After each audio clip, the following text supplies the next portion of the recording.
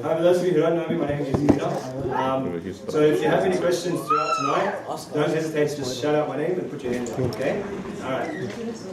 Alright. I was asked today to give for us to discuss together about Holy Week or Covenant Thursday or Maundy Thursday. Depends what you call it. I like Holy Thursday. It's nice and simple. Okay, so Passion Week is coming up, and we want to try and get in the mood together as like a group to get ready for Holy Week. And to me, everyone's different, but I really love Thursday. It's a very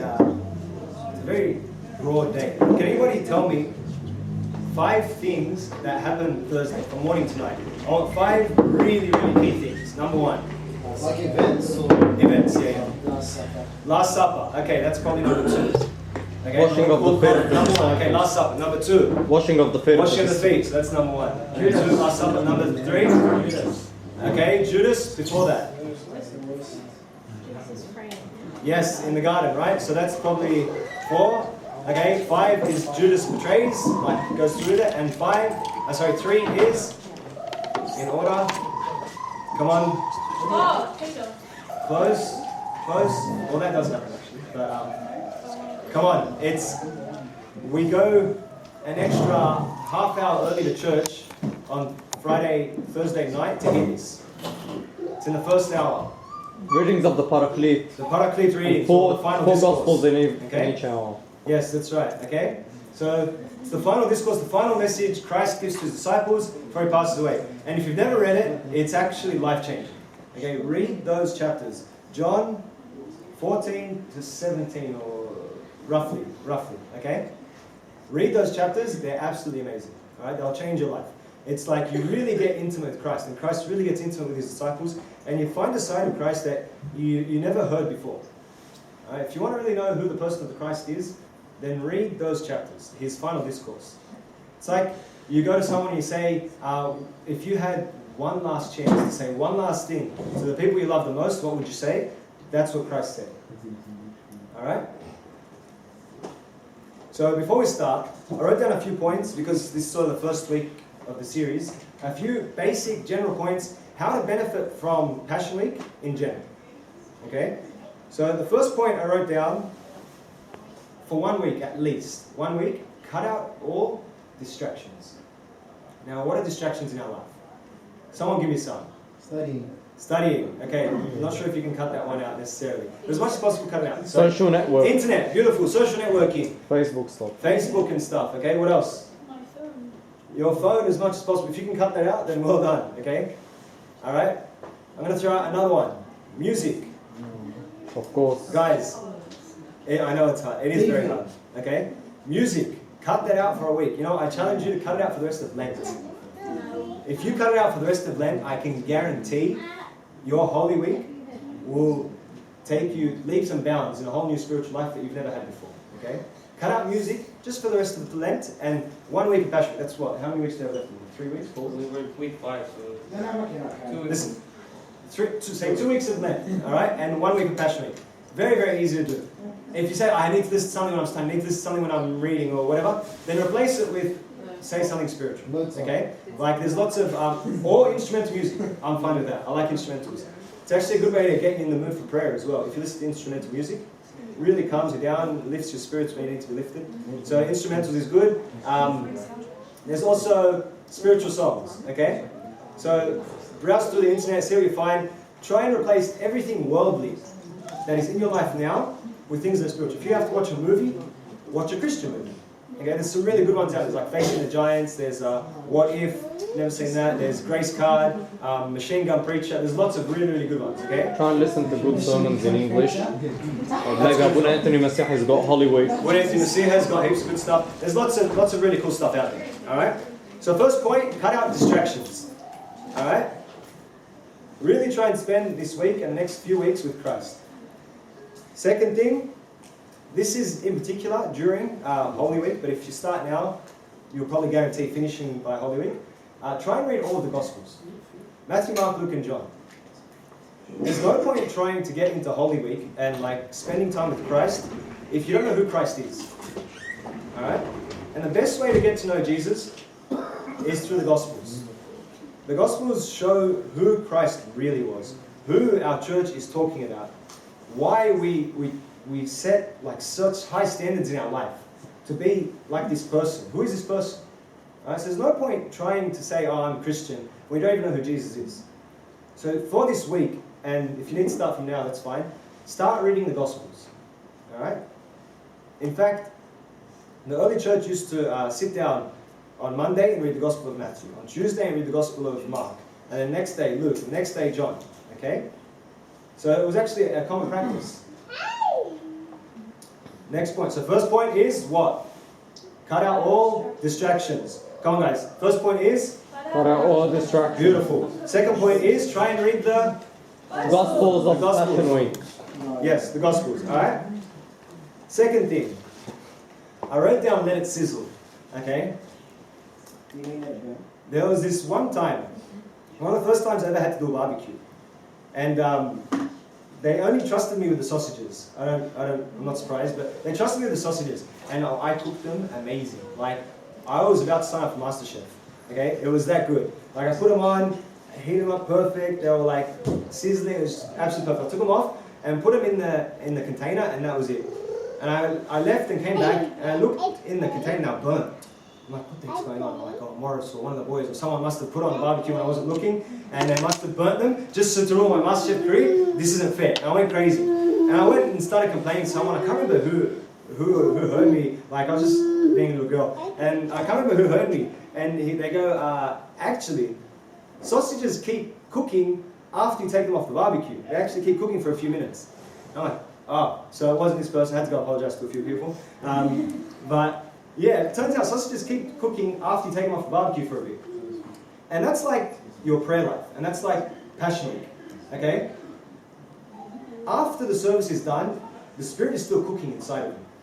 Alright, it's still going. It's still trying to change you. It's still trying to move you. Alright? Don't jump from the barbecue to the pool straight away. Okay? Don't jump from holy things to the things of the world. Let it sizzle.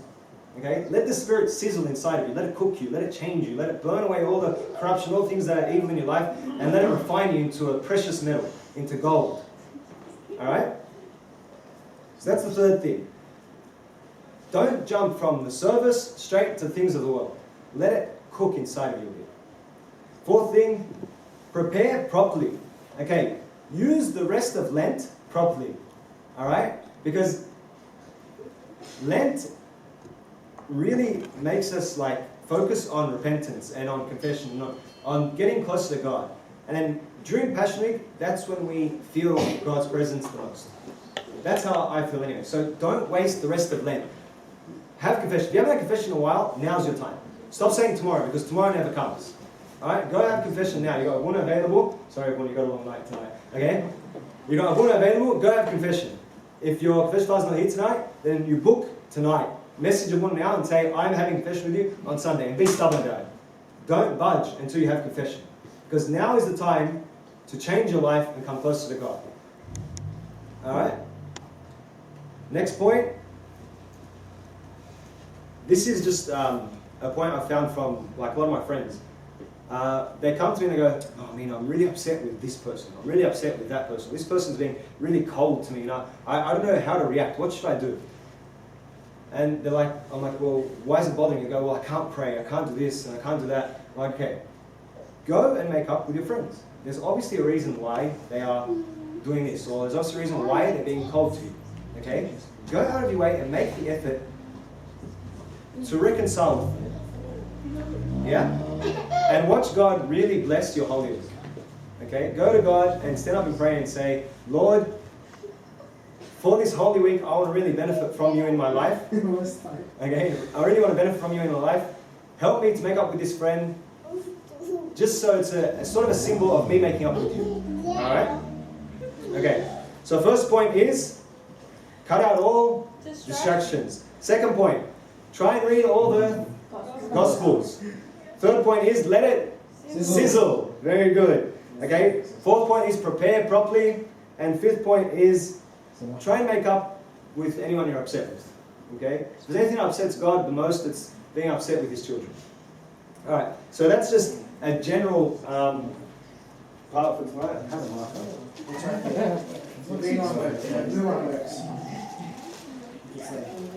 Oh, here we go. Gotcha.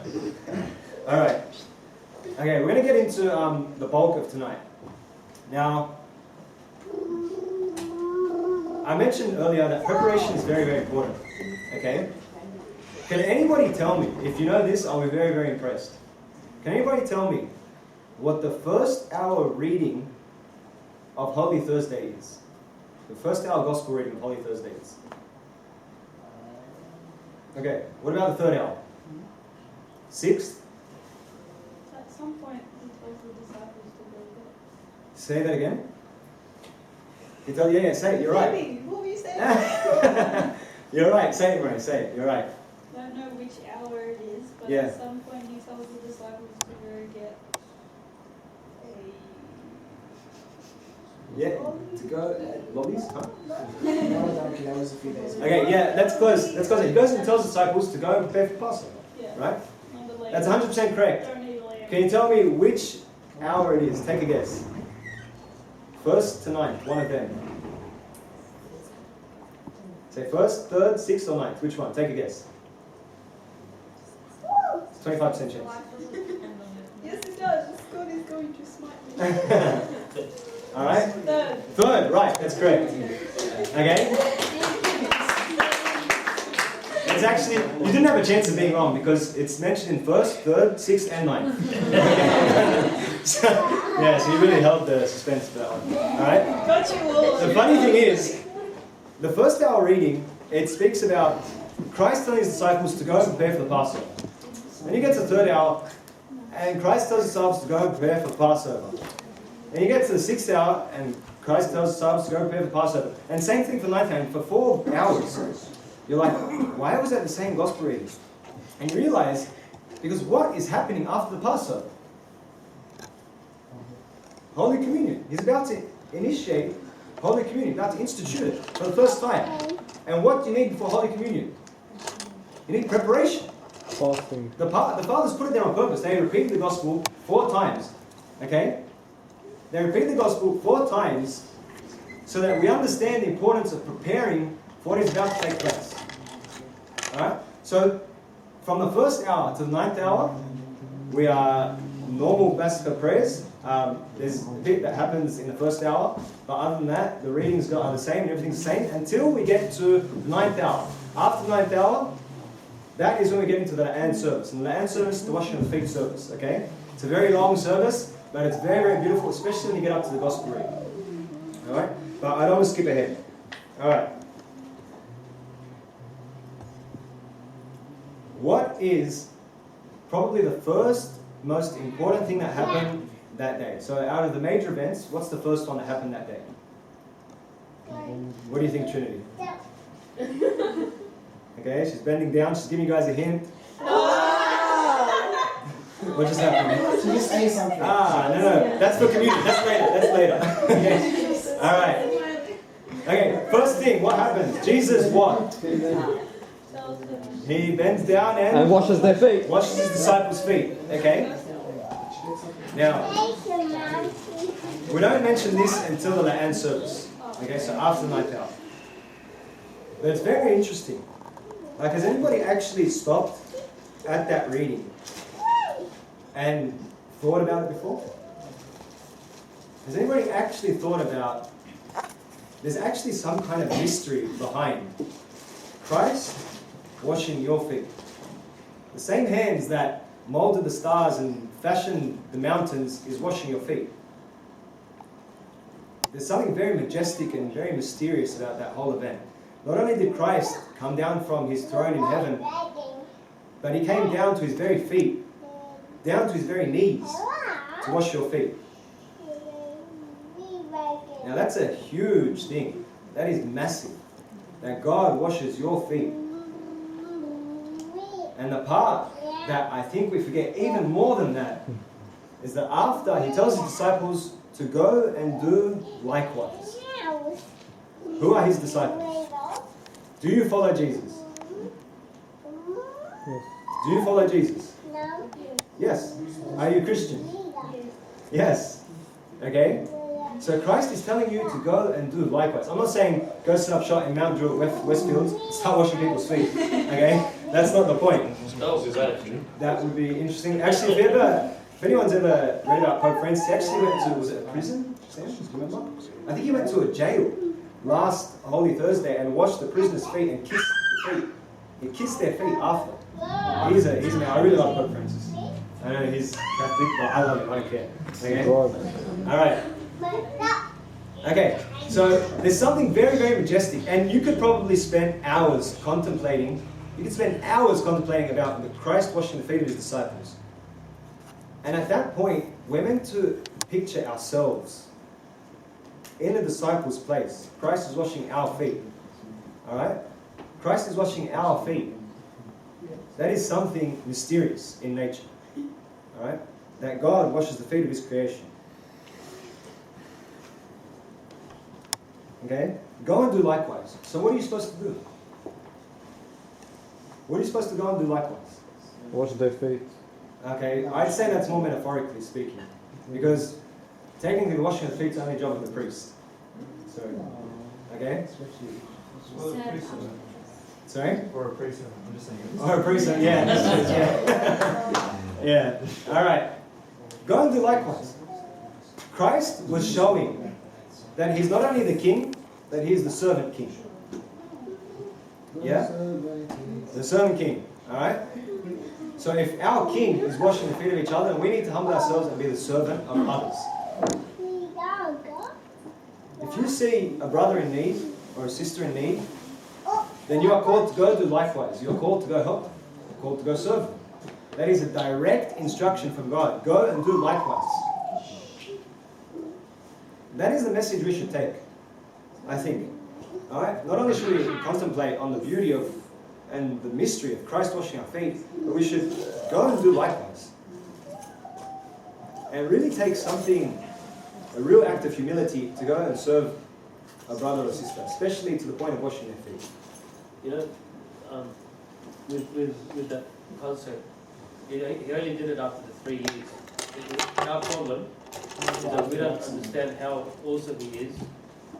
We don't really feel it because sometimes we don't have the same emotion that they experienced. They saw him healing, they saw him showing unbelievable works. He became very, very famous, and they were just following him. And then he comes down and washes their feet. And then they understood the magnificence of that. I think that's a big deal that we're not experiencing maybe. Yeah. That's a journey for each individual of you, okay? Alright, I'm going to jump ahead now. I'm going to go to, we'll touch on the washing of feet a little bit later, because it'll pop up. But we're going to mention, get into the gospel reading now, okay? The actual gospel reading of Jesus having Holy Communion with his disciples. Now, if anybody's got a Bible, I suggest opening up to Matthew 26, verse 26. Alright? So Matthew 26, 26. Alright, I'm just going to read it. You guys can follow if you like.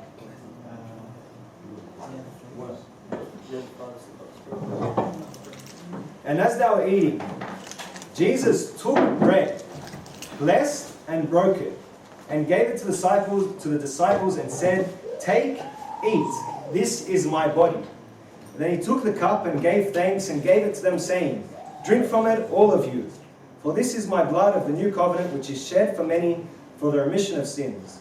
But I say to you, I will not drink of this fruit of the vine from now on until that day when I drink it new with you in my Father's kingdom."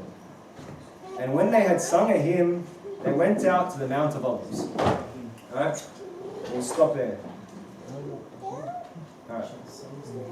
We're going to go through it, amen? So we're going to go into a part that, although I know our fathers know it very, very well, and your servants and everything know it really well, we're going to get into the part of the Passover. What actually happened? What did Jesus really do? Okay? Now in every Passover service, there is a leader. There is the head of the table. And usually in families, it's the grandfather or the father of the house. So the man of the house is usually the leader. And in this service, who was the leader of the Passover? Jesus. Okay? Jesus was the leader of the service. And what that meant was that he was to say all the prayers, and he was to do all the breaking of the bread and the first tasting of the wine and all that stuff.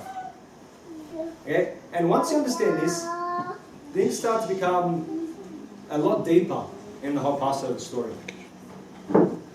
Right? So it says that Jesus gave thanks, that Jesus prayed and gave thanks before he broke the bread and before he drank from the cup that had the wine in it.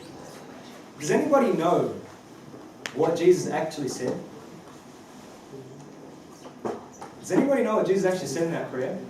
It says two prayers. It says a prayer for the bread and a prayer for the wine. Now, the prayer for the bread says, I want you guys to remember this because it's very, very nice. Blessed are you, O Lord our God, King of the universe, who brings forth bread from the earth. And he goes to get the wine, and he says, Blessed are you, O Lord our God, King of the universe, who brings forth fruit of the vine. Now that's very, very amazing if you ask me. I'll tell you why. The Jewish people have been saying this prayer for thousands of years. And in this prayer, I'll say it again. Blessed are you, O Lord our God, King of the universe, who brings forth bread from the earth. Who claimed to be the bread of life? Jesus. Right? So Jesus is claiming to be the bread. Now it says, who brings forth bread from the earth. So that in that prayer, we're saying that bread is coming forth from the earth. That prayer was a prophecy that the bread of life would be buried in the earth and would be brought forth. Just as the whole communion is a symbol of the resurrection, Christ's death and resurrection, that prayer, the breaking of the bread, where the bread symbolizes Christ being broken and being buried and brought forth, alright, that was a prophecy that was happening many, many years before Christ came. In the Passover service, in the prayer of the service. And we said, Blessed are you, Lord our God, King of the universe, who brings forth the fruit of the vine. Who is the true vine? Trinity, who's the true vine? Who is the true vine? Jesus. Jesus. So we are saying that the body that we are having now is Christ's, and the true vine that we're having now is Christ. So there was already from the beginning symbolism that the Passover was Eucharistic, was the body and blood of Christ. Yeah? Is everybody following so far? Because it's about to get a little bit trippy. Alright? Okay, it was usually at this part that there was a washing of the hands. So they would pray over the bread and then eat, and then they would wash their hands. And that's when we're guessing Christ washed their feet of the disciples, yeah? Alright. So why don't we do that after this? Because the Holy Communion came after the washing of the feet. And it had to... Yeah, they didn't have the dinner, they had the bread before.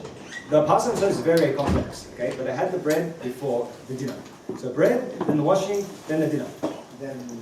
And then some other bread again. You have to really study it. It's really, really intense. Alright? I'm going to ask you guys a question.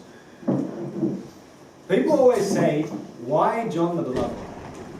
Why was John the Beloved chosen to lean on Christ's bosom whilst the rest were left, just be themselves? Like, what did John do? They followed him everywhere. Followed him everywhere he went. What else? Anyone else? Sat next to him. What else? Okay, yeah.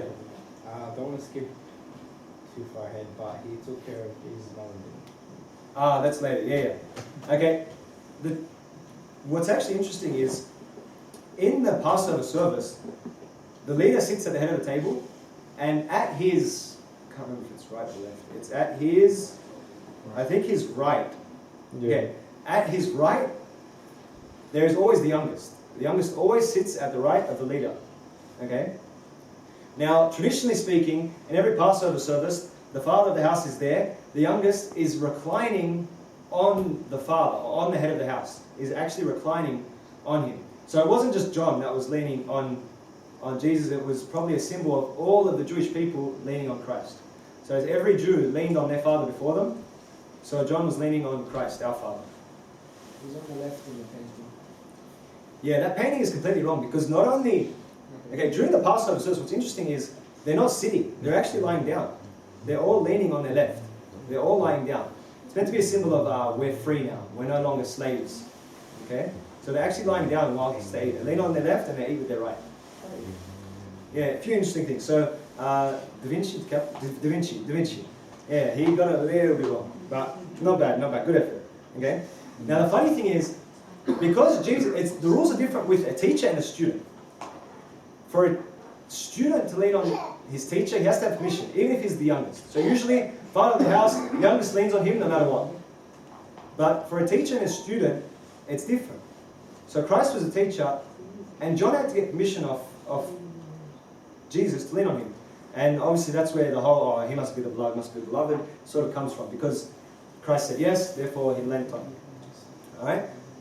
Now, the other role of the youngest person in the house was to ask 4 key questions. Alright? They're not important, I'm just going to run through them quickly. There's another part coming up that's very important. So the first question was, why is this night different from any other night? Okay, so the youngest stands up and says, why is this night different from every other night? Then he asks the second question, usually when we eat, we have unleavened bread and leavened bread. Why this night we only have unleavened bread? The third question is, usually we have bitter herbs and non-bitter herbs. Why tonight are we only eating bitter herbs? Okay? And the fourth question is, why only reclining? Usually we can sit or recline, whatever, it's no big deal. But why do we only recline? And the head of the house is meant to explain everything and go through the service. Every year? Every year. Every Passover service. Right? It was sort of like a tradition. However, this night was a little bit different. John was a little bit sneaky. Okay? It was about this time that Christ mentioned that someone was about to betray him. So they asked 4 questions, and then Jesus says, I'm about to be betrayed. One of you is about to betray me. And they're all obviously like, what's going on? Like, I don't know what's going on. And from what I understand, during the Passover service, no one's really allowed to speak much. No one except the youngest, okay, is allowed to really be speaking. Alright? So it's sort of interesting in church, we see during liturgy, a lot of people are talking, but that wasn't allowed. That's not allowed. The only people that can really get away with talking is the youngest person, really, because they don't really know much better. Okay? So take that same Judeo teaching and bring it into Christianity, okay? Bring it into the liturgy. Alright, I'm going to read for you guys John 13, 21 to 26. Okay, can anybody open that? John 13, 21 to 26. Alright. When Jesus had said these things, he was troubled in spirit and testified and said, most assuredly I say to you, one of you will betray me. Then the disciples looked at one another perplexed about whom he spoke. Now there was leaning on Jesus' bosom one of his disciples whom Jesus loved. Simon Peter therefore motioned to him and to ask who it was of whom he spoke. Then leaning back on Jesus' breast, he said to him, Lord, who is it? Jesus answered, it is he to whom I shall give a piece of bread when I have dipped it. And having dipped the bread, he gave it to Judas Iscariot, the son of Simon. Alright, a few questions. People always say, why didn't they stop Judas? Like they knew he was going to betray him, why didn't they stop Judas? The truth is, the only 2 people in the room that knew it was Judas, other than Christ, was Peter and John. Why? We said before the youngest asks 4 questions. Tonight, John asked the 5th question. After Christ mentioned that someone is about to betray him, Peter calls over John and goes, John, ask him who it is. He whispered to him. He sort of just motioned to him. And John leans back on his bosom and goes, Lord, who is it? Who's going to betray you? And he goes, whoever I give this piece of bread to, that's who's going to do it. So he dipped it in, and then he gave it to Judas. Alright, so that's what really happened, according to John, alright, the Gospel of John. He's probably our best source, to be honest, because he was right there. He probably did it. He wouldn't lie about that. Okay? Alright, so that's very interesting, because most people think that it was very, very different. Like people say, oh, everyone knew it was Judas, and then when he got up to leave, they just thought it was about the money. And nobody, I'm not sure if too many actually looked into it a little bit deeper, but It's very different to what most of us understood. Definitely what I thought it was initially anyway. Alright? So the next question is going to be, did Judas have Holy Communion? Okay? First question I posed to you. Was Judas clean? Did Jesus wash Judas' feet? Yes. Yes or no? Who thinks yes, who thinks no? Hands up if you think yes. Hands up if you think no. Okay, so everyone. Very good. He did wash Judas' feet. And the washing of the feet was a symbol of confession. That's why I said earlier, it's really the priest's job to wash the feet.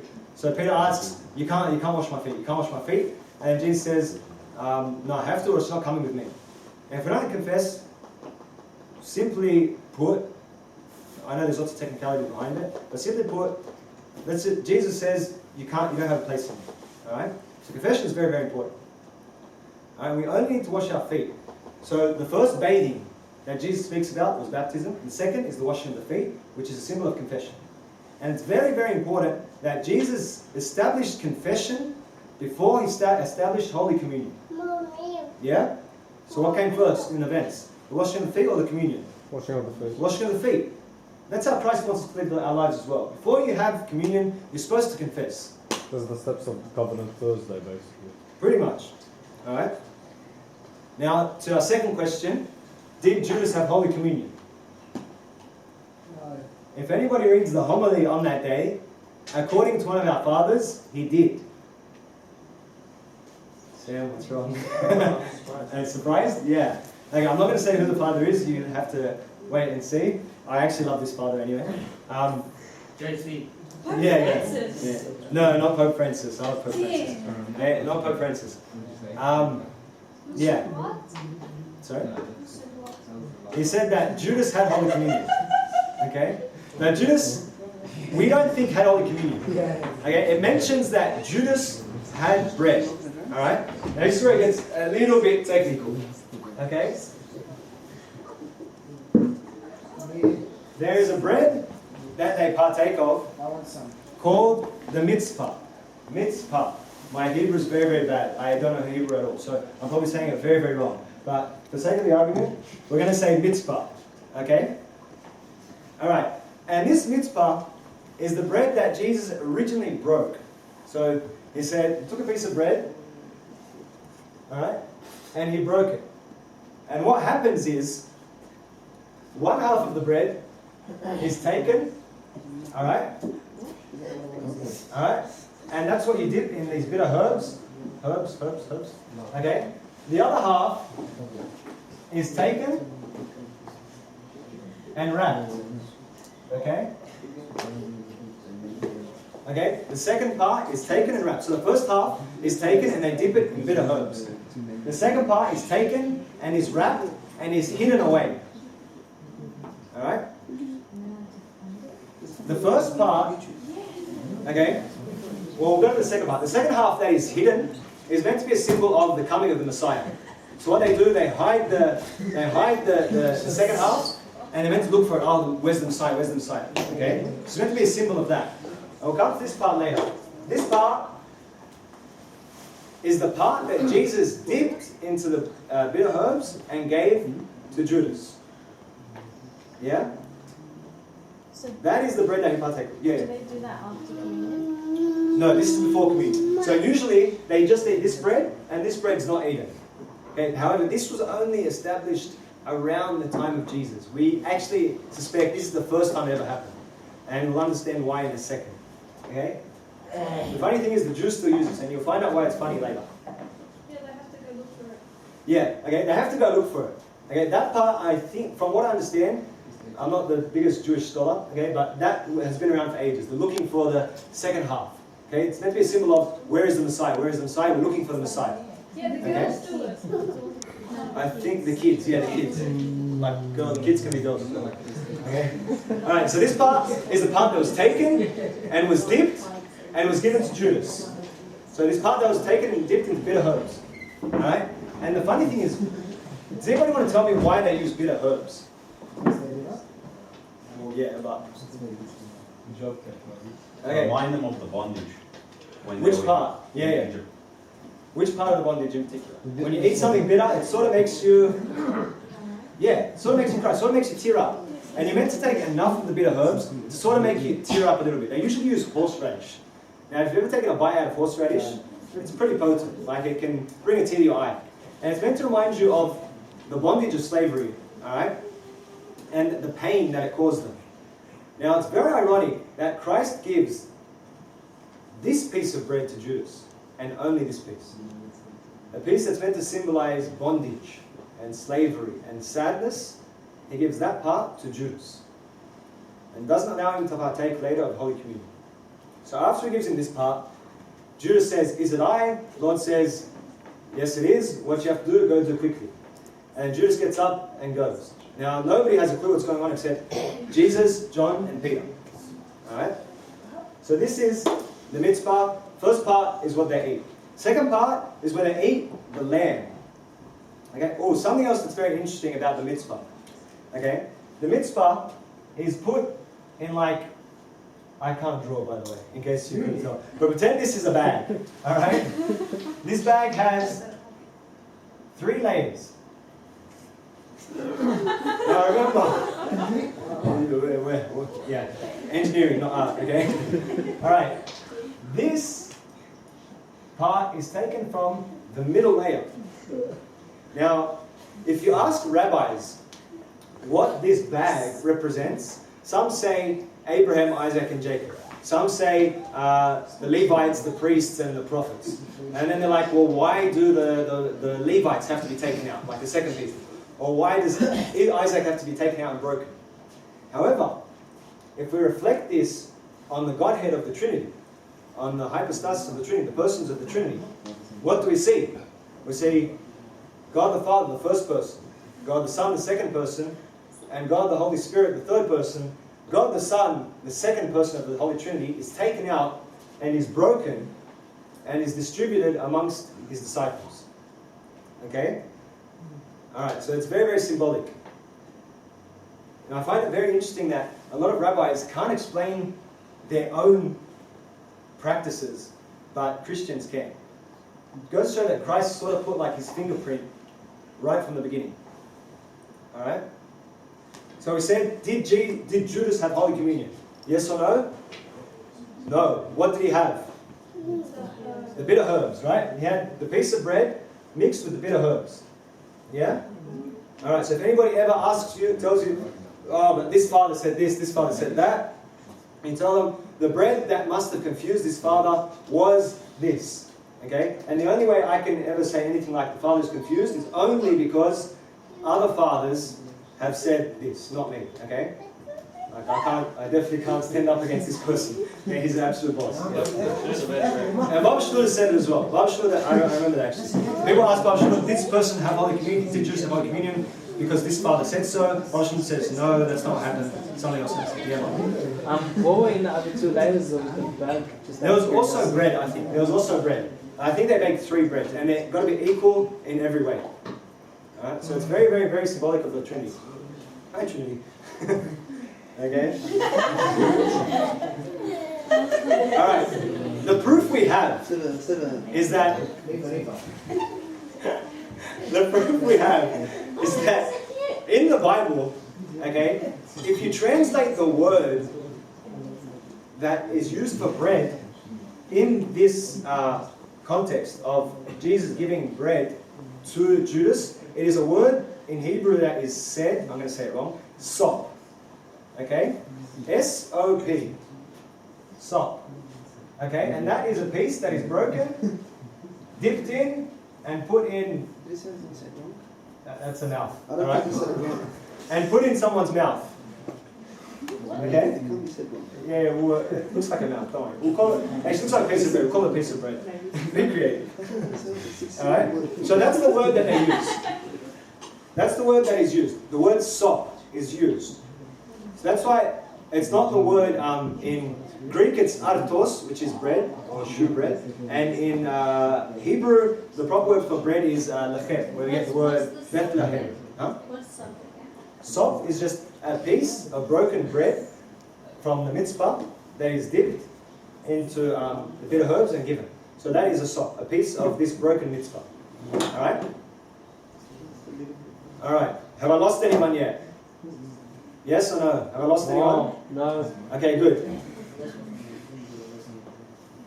Okay. Now, this piece of bread is called afikomen.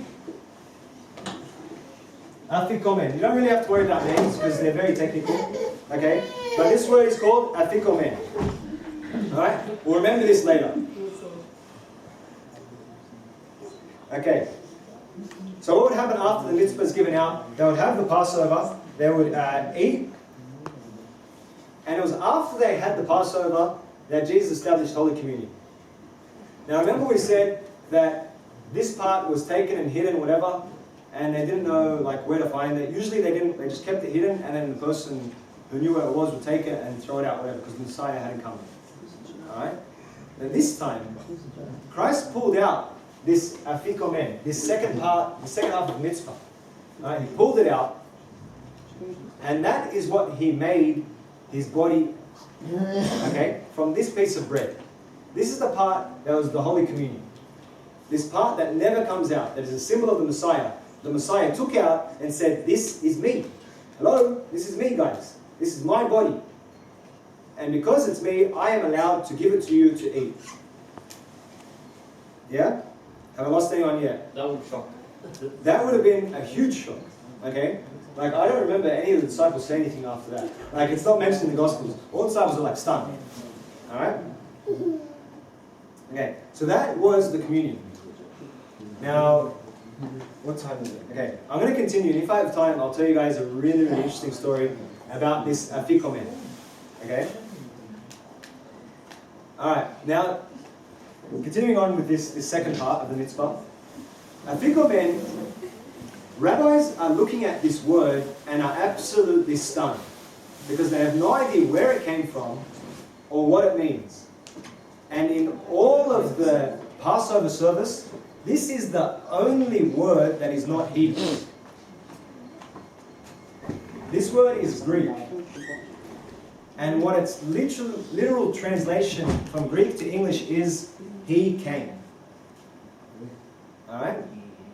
So I don't think they had a word for it before Christ. It used to just be the other piece of the mitzvah. But after Christ, it was called the he came. The afikomen, yeah. Yeah, that's right. So like, aki is where this word afi came from. We say, he has come and saved us, okay? So he came. Alright. Now I'm going to tell you guys something that a little bit more spiritual now. Slightly theological, a little bit more spiritual. So we'll stop with the Judeo-Christianity stuff, the super Jewish stuff, and we'll go like, I go spend 1 week at St. Mark's and come back teaching you guys Jewish stuff, so it's probably no good. But we're going to speak now about a little bit more theological stuff. When Adam and Eve fell, what happened? What happened when Adam and Eve fell? The wages of sin is Death. The wages of sin is death, right? So Adam and Eve fell. They inherited what? Death. Not sin. Death. Okay? And with death comes what? Death.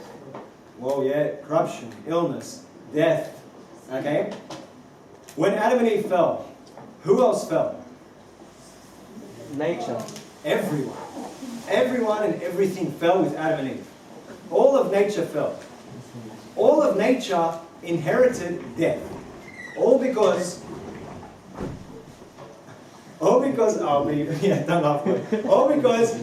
Adam and Eve ate of the apple. We won't say who started it. That's not our talk. Okay? But all because Adam and Eve ate from the apple. Or from the fruit, sorry, not apple. It doesn't actually say apple. Okay? All because Adam and Eve ate from the fruit. All of creation fell. All of creation is now able to die. To the point that every animal dies. Every human dies. And everything that comes off a tree dies. What do we eat? We eat trees, from trees, right? We eat from plants from the field. We eat from animals. All of them are dead. The only thing you eat that is alive is the body and blood of Christ. The only thing. He's the only thing that is alive that you put into your mouth, unless you're really creepy and eat like live animals, but they'll end up dead. Christ's body is always alive, always inside of you, alive. All right? Did I lose anyone? That's why when Christ says, "He who eats my body and drinks my blood has life in him." It's very, very literal. That's why the only way you can have life is to eat the body and blood of Christ. You are what you eat, literally. You eat death, you will reap death. You eat life, you will reap life. You will live. Yeah, man. Can I ask a question? I don't know if it goes with what you're saying, but why specifically the action of eating? Is it because it's the only simple way of putting something into you? Well, eating is actually a very intimate thing. When you want to take someone on a date, what's the most likely thing you'll do? You'll take them to dinner. Why? Because it's a way of getting to know someone. Alright? It's a way of getting to know someone. When you eat with your family, it's a very intimate experience. Okay? Eating is actually very holy. The fathers speak about eating being a very holy thing. Alright? Yeah? So eating is a holy thing. That's why Holy Communion is established like to be eaten. And what do you suggest? Like intravenous, like a needle? I don't know. Say it through your veins. Maybe it was like bukhur or something. Bukhur, okay, it also had to be something that was seen, something that was felt. When Christ did his miracles, every miracle pretty much involved a word or laying on of hands of some kind. Why? Did Jesus need to do that? No. No, he did it. Why? Why did Christ lay on hands? Or why did Christ make clay? Or why did Christ spit on the floor? Or why did Christ do this or that? Why couldn't he just like think it and it's done? So he knows him. So you know it's him. That's one. What else? To notice with nature. To notice with nature, that's actually another reason, yeah? What else? What else, Trinity? Tell me. Okay, what else? Because of our faith.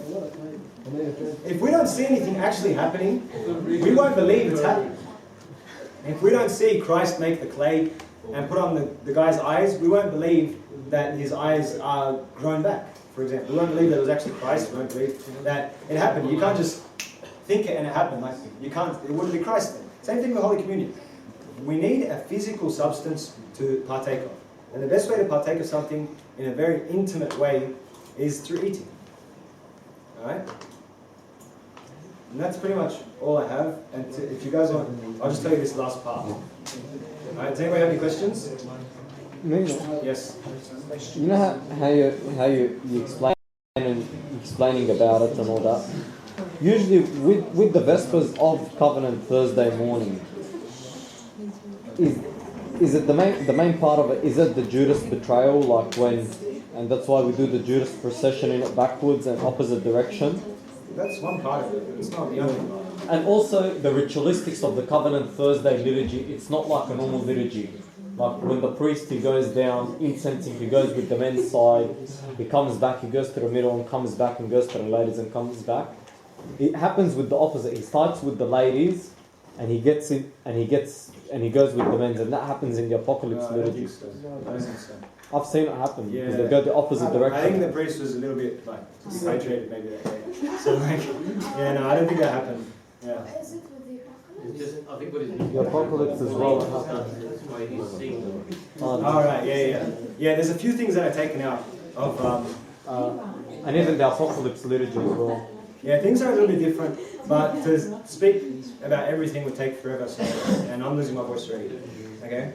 So the last part I'm going to tell you guys, won't worry about the rest of this, because I think I lost a few of you. I will say one thing though, is that now that the Jews can't sacrifice the lamb anymore in the temple, because to sacrifice the lamb, you need to be in the temple, it's the only place you could do it. So they're not allowed to have a lamb. So what they use instead is actually this afikomen, this he came. So they've been using this Jesus part without even knowing about it. Alright?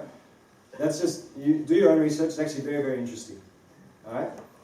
Alright. The last thing I'm going to say to you guys, Christ came, Christ died, Christ established communion, he's the Passover lamb. But Judas still didn't partake. Not that he wasn't worthy, no one's worthy. Okay? None of the disciples were with him. But Christ,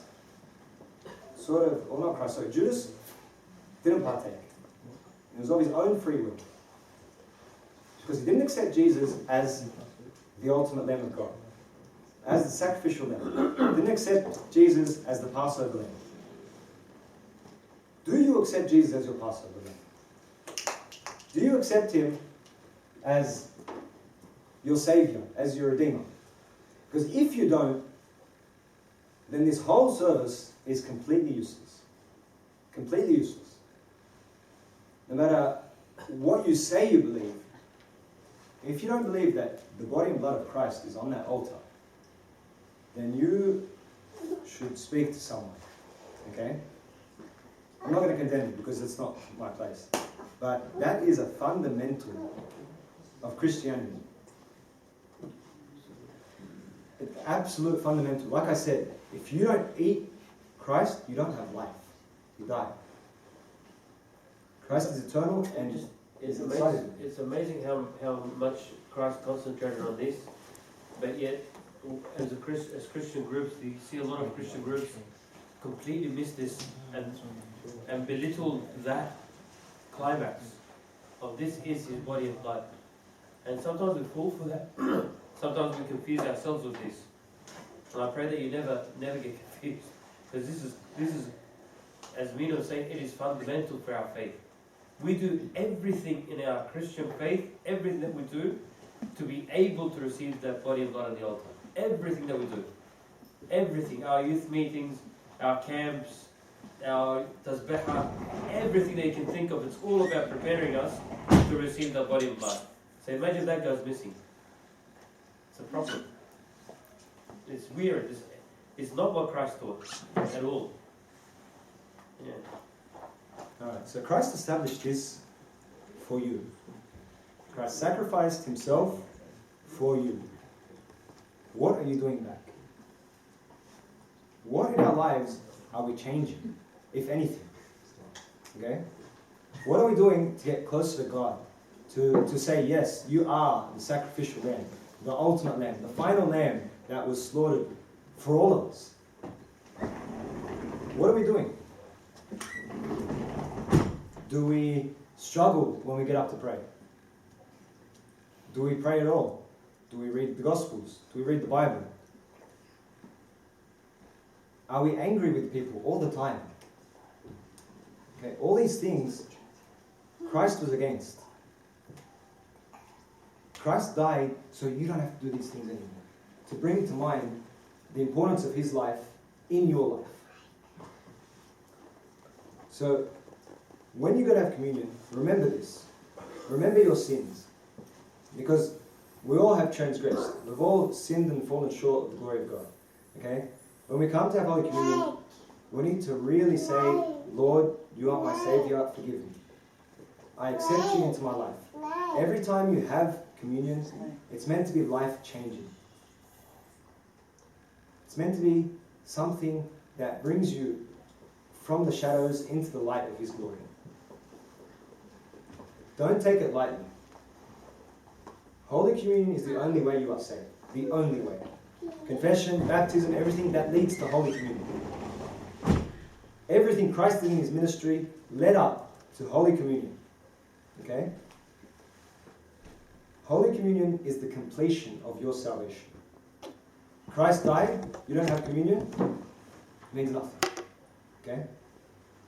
Because do you really believe if you don't feel his words? And his words are very clear, eat my body and drink my blood.